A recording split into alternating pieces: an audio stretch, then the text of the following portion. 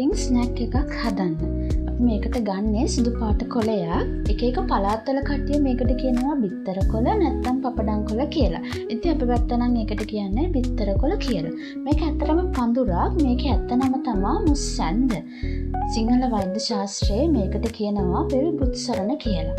ඉතින් මේ පඳුරේ කොළ ඇට මුල් ගන්නවා බෙහෙත් වලට. ඉතින් මේ පඳුරේ කොළ වර්ග දෙකක් හැදෙනවා සුදු පාට කොළයකුයි කොළ පාට කොළයකුයි. ඔන්න ඉතින් සුදු පාට කොළේ තමයි අපි ගන්නේ ස්නැක් එක හදාගන්න. ඉතින් ඔයාලා මේ කොළ ටික හොඳට සෝදලා තෙත මාත්තු කරලා ටික වෙලාවක් තියලා හදාගන්න.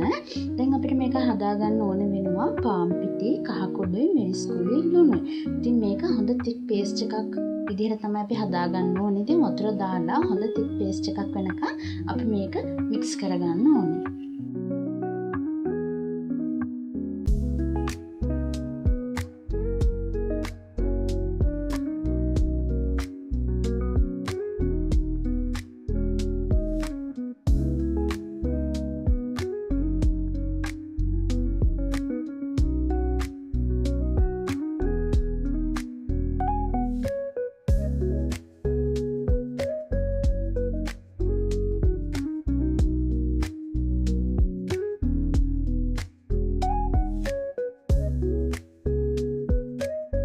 ඔයාලට මේ පේස්ට් එක හදාගෙන යනකොට පිටි කැට ගහන්න පුළුවන්. ඉතින් ඒ කැට ඉතුරු කරගන්න එපා. ඒ කැටත් හොඳට මික්ස් කරගන්න ඕනේ. ඉතින් හැන්දකින් ඇත්තටම හරි අමාරුයි. ඊට පස්සේ මම විස්ක් එකක් අරගෙන හොඳට මික්ස් කරගත්තා. විස්ක් එකකින් ඇත්තටම හරි ලේසියි, හරි ඉක්මන්. ඉතින් දැන් අපිට තියෙන්නේ මෙන්න මේ කොළ එකින් එක මෙන්න මේ පේස්ට් එකේ තවරලා තෙලට දාගන්න තමයි. අතරතුර ඔයාලා තාච්චියත් ලිපේ තියලා ලිප් ඔන් කරගෙන තෙල් ටික හොඳට රත් කරගෙන තියාගන්න.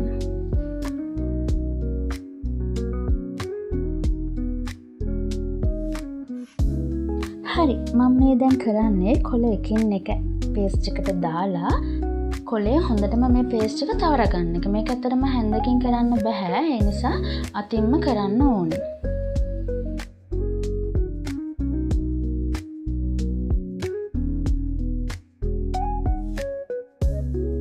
ඔන්න ඉතින් දැන් තෙලට දාලා එකින් එක බැද ගන්න තමයි තියෙන්නේ. මේකේ තියෙන රන්වන් පැහැ වෙනකම් බැද ගන්නත් පුළුවන්. නැත්නම් ඔයාලගේ හැන්දට දැනෙයි ඒක එහෙම මේ උඩ දානකොට එහෙම පෙරලනකොට ඒ කොලේ ඔයාලට හයිය ගතියක් දැනෙන්නේ. අන්න එතකන් බැද ගන්න තමයි තියෙන්නේ.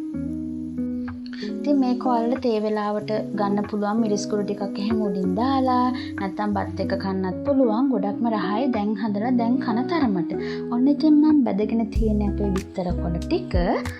ඉතින් සෑහෙන කාලෙකින් තමයි අතට මමත් හදලා කෑවේ. ඉතින්ලා මම මේක try කරන්න දුන්නේ අපේ හස්බන්ඩ්. අපි ඇත්තට මේක අවුරුදු ගානකින් තමයි කෑවේ. ඔන්න ඉතින් හස්බන්ඩ්ට මම දුන්නා. එයා ඉතින් ඔක්කොම කෑවත්තම කිව්වොත් නෑ. ඉතින් අපි ෂෙයා කරගෙන කෑවා. හරිම රහයි කාලෙකින් කෑවේ. ඇත්තට මේක කන්න ආස හිතන කෑම එකක්. අනිවාර්යෙන් try කරලා බලන්න.